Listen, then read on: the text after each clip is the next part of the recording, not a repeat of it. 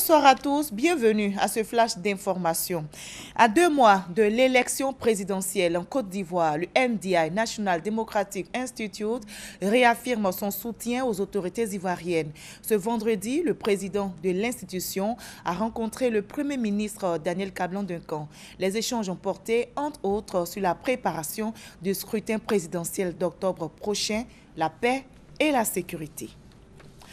La police nationale renforce son dispositif sécuritaire dans le district d'Abidjan, une stratégie de sécurisation pour venir à bout de l'insécurité et du phénomène des microbes. L'action vise à protéger la population, surtout à la rassurer. Justement, les responsables de la police nationale ont rencontré le ministre d'État, ministre de l'Intérieur et de la Sécurité.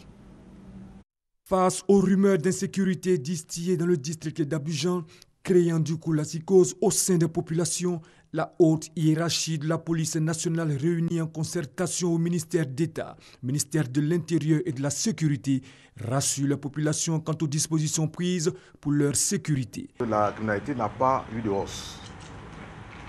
Pour nous, la criminalité est au même niveau. Cependant, il y a eu beaucoup de rumeurs qui ont fait qu'il y a eu beaucoup d'agressions sur la voie publique.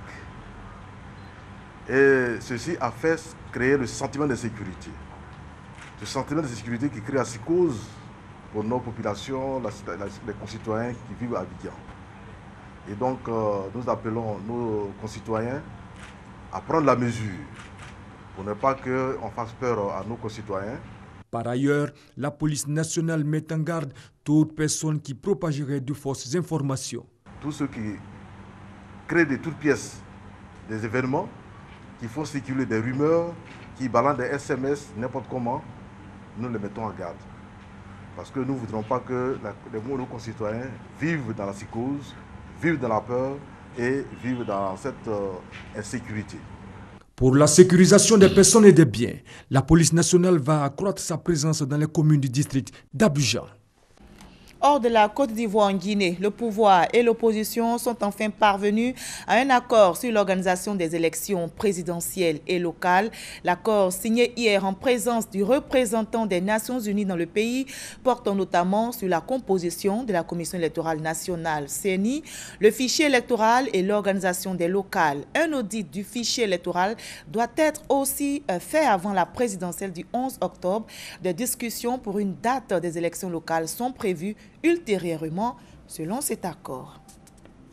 Coup de théâtre sur la scène politique grecque. Après la démission du Premier ministre Alexis Tsipras, 25 frondeurs issus de l'aile radicale de la formation de gauche, Syriza, a décidé de faire sécession et de se constituer en parti politique indépendant. Le nouveau parti, formé avec les 25 députés frondeurs, devrait s'appeler Unité populaire.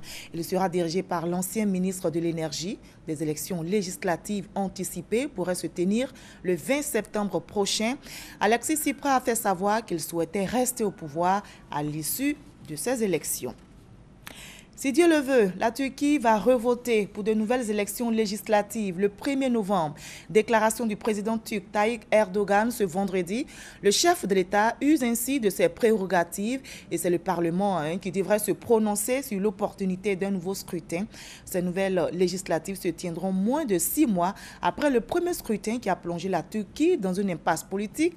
Le Parti de la justice et du développement qui règne sans partage depuis 2002 a subi un revers en perdant sa majorité lors du scrutin du 7 juin dernier, l'obligeant à négocier avec l'opposition pour former un gouvernement de coalition en vain.